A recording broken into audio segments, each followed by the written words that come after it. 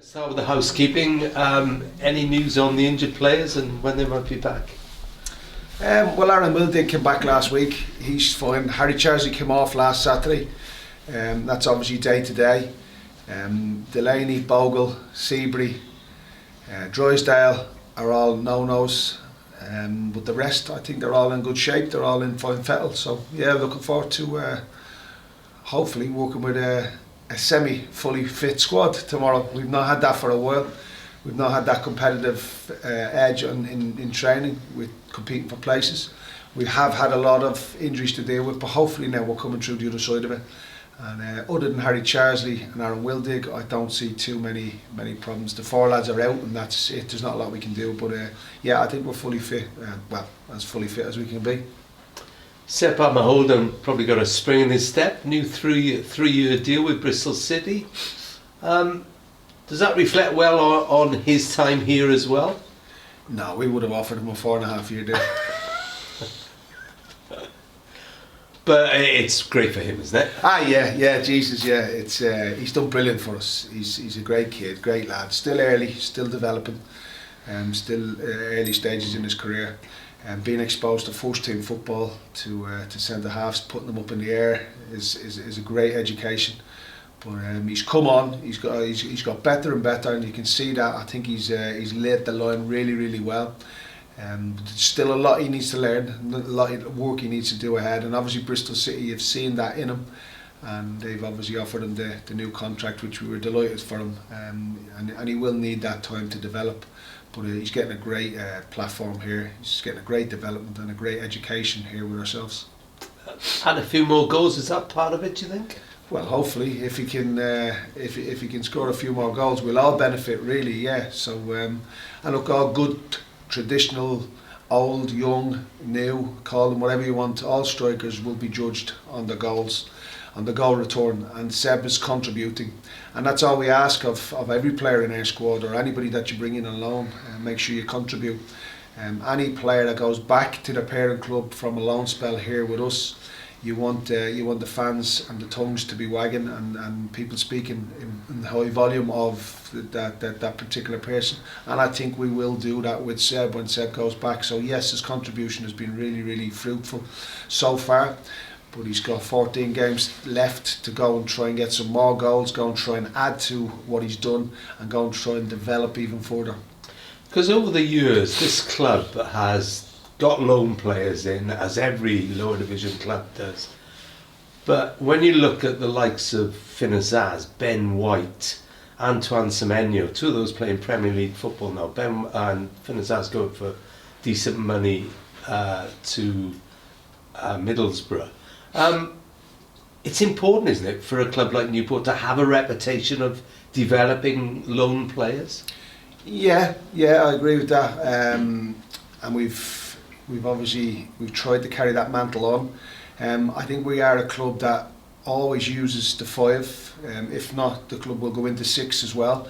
Albeit you can only have 5 on your team sheet, but I do believe the club will always use them 5 loans, and it's important that they get them right. It's important that the 5 loans come in and contribute. It's important that the 5 loans can come in and compete for places in the team.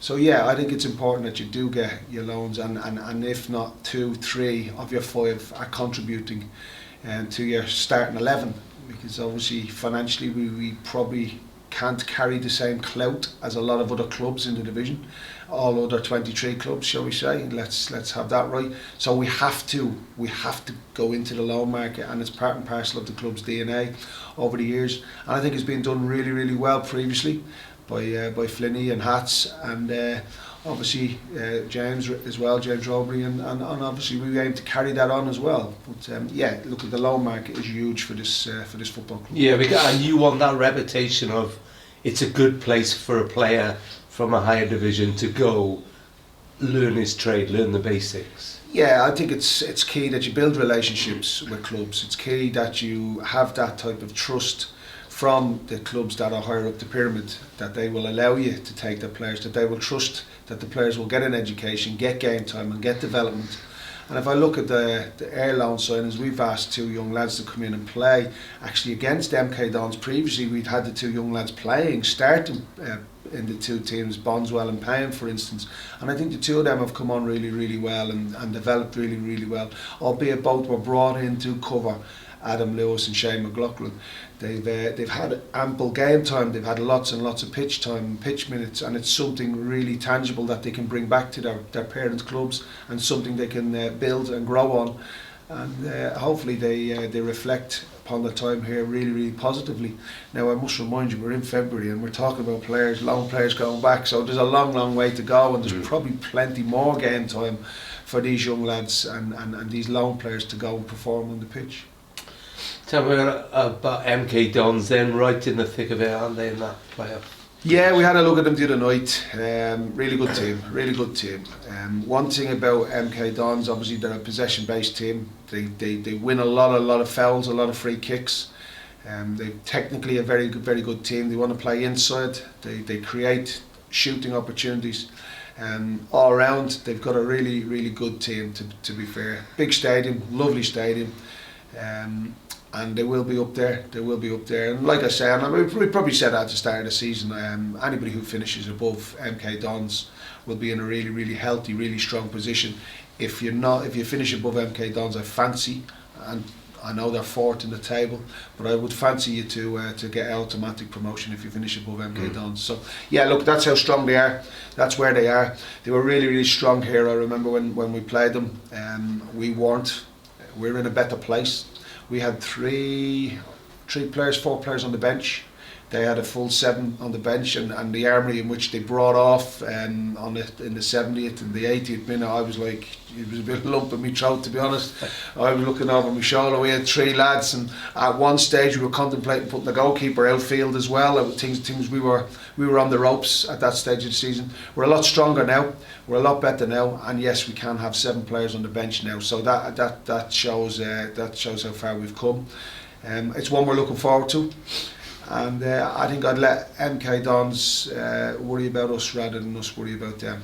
And 2 daunting sort of trips. It's you're gonna have to be careful with the players, aren't you, in between this and Harrogate on Tuesday. Listen, I deal with Harrogate on Saturday on the way back on the bus, or Sunday, Monday, whenever. You know me now long enough. We deal with one game at a time. If I was to say to this football club, or if I was to say to this group of players, you can go to MK Dons on Saturday and you can more or less secure your League 2 status, you can more or less get enough points to guarantee your safety and to stay in the division. And we're not even out of February. I think everybody at the football club would have snapped their hands off. So that's probably our first target, and that's what we're looking to do. And if we can tick that box, then we move on to our next one, move on to our next target. So yeah, look, that's a massive achievement, a massive prize. We want to obviously go and carry on our good form, and if we can continue scoring goals the way we scored last Saturday, which was an unbelievable goal. I got excited after the game, but I didn't actually realise how good a goal it was until I watched it back. It was a 24 pass combination, 2 touch pass combination with an unbelievable finish. But I'm not surprised it wasn't mentioned. I'm not surprised people haven't picked up on it, and I'm not surprised people won't give the club, the team or the individuals any praise. But we watched it back and it was an unbelievable goal. I swear I'm still excited now thinking about it and looking at it, because it was brilliant. Not only was the finish great, but the pass combination, we switched play, we went down one side, we came out. It was everything that we asked of the lads, and yeah, it was a really good performance last week, really good finish, and we're looking forward to MK Dons, and we'll deal with Harrogate on Saturday or Sunday when we come around to it. And you mentioned virtually guaranteed. That would take you to 49 points to win at MK Dons, isn't it? Yeah, that's one thing about you, Rob. I knew you're sharp with your maths. Yeah, 46 and 3 gets us to 49. Yeah, brilliant. That'd be a great achievement. That would be a great achievement to get the 49 points, to have one more game left in February, and to do it at such a place, MK Dons and things like that. So yeah, we're going into games now confident. We're going into games that we're looking forward to. We enjoy challenging those bigger clubs. We can't wait. We want things for sure. We will give it our all. We will give our best account of ourselves, and hopefully on the day that will be good enough. And last one, if you saw the MK Dons game on Tuesday, then you'd like to think if the ball crosses the line, you'll get a goal, wouldn't you? Do you know what? I'm still not sure the ball crossed the line. I still ain't sure. We've had one here last season, I remember, against Leyton Orient, where we felt the ball went over the line and it wasn't. But I suppose that's part and parcel of football decisions. Look, I thought there was a lot. They were fortunate in the game. I mean, there was a lot of incidents that went their way, which is a worry, which is a concern. The big ground, the big crowd, the big club. But I thought it was a really entertaining game. First and foremost, I thought it was really two good clubs. We're talking about MK Dons and Wrexham here, and I still can't tell whether that ball went over the line or not. To be quite honest with you.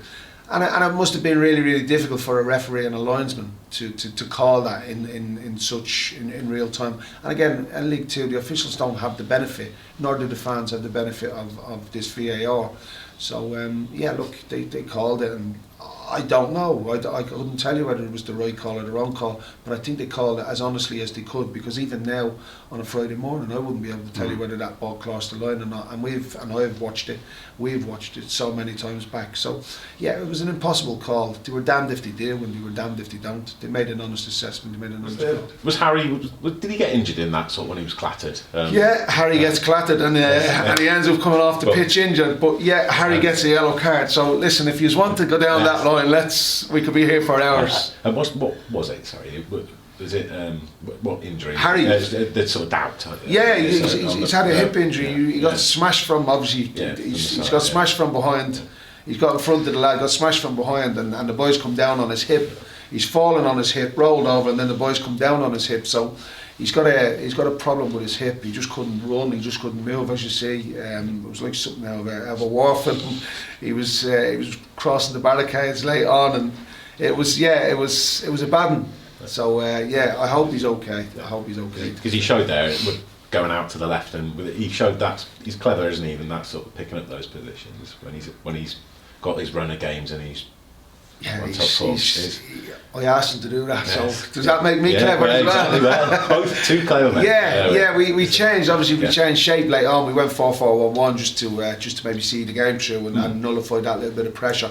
And they were trying to get the 2v2s or 2v1s down the outside, so we had to balance that off with 2v2s, because that's probably the main source of danger, was down the width, 2v1s put across in the box. So we tried to nullify the width and make it 2v2. So Harry jumped on one side and Macker jumped on the other with Baker at right back. So we finished the game last week 4-4-1-1. So that was to assist our fullbacks really, and to stop the bombs coming in our box. Another clean sheet last week. The defence has really been strong, isn't it, since Wrexham? Since first screen turn of the year, definitely is a. Look, I think we've done a lot of work over the course of the season, and when you don't keep clean sheets, or when you're making silly errors, or when you're conceding goals, it looks like they're calamitous. They don't know what they're doing, or whatever the case may be in football. And that work comes further down the road, and I think we're benefiting now from the work that we've done previously. Although at the time I wasn't best pleased with conceding silly goals, and you'd work all week on defensive work, defensive shape, defensive organisation, keep the ball out of your box, bodies on the line. And then on Saturday then we'd go and we concede goals, and you're just pulling your hair out.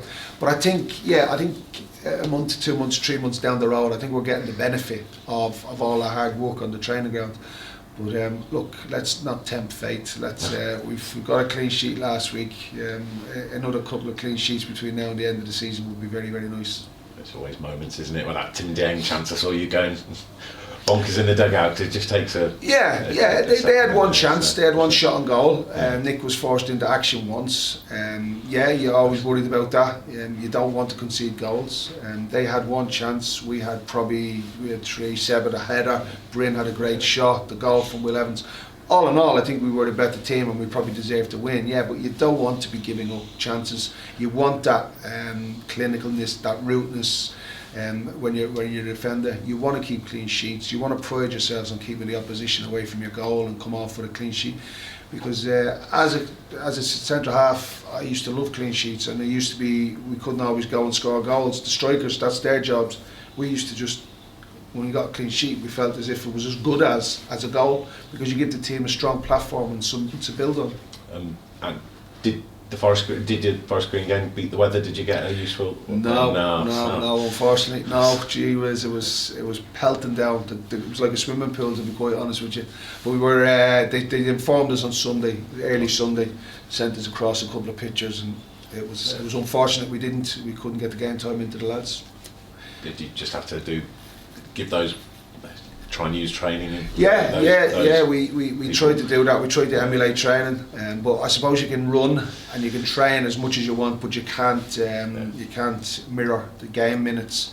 And even game minutes on Monday had the game have went through, you won't be able to mirror the game on a Saturday because of adrenaline, because of nerves, because of the opposition and things like that. The tempo, the intensity that League Two has played at, it's very, very difficult to replicate that. So, we couldn't get the game on.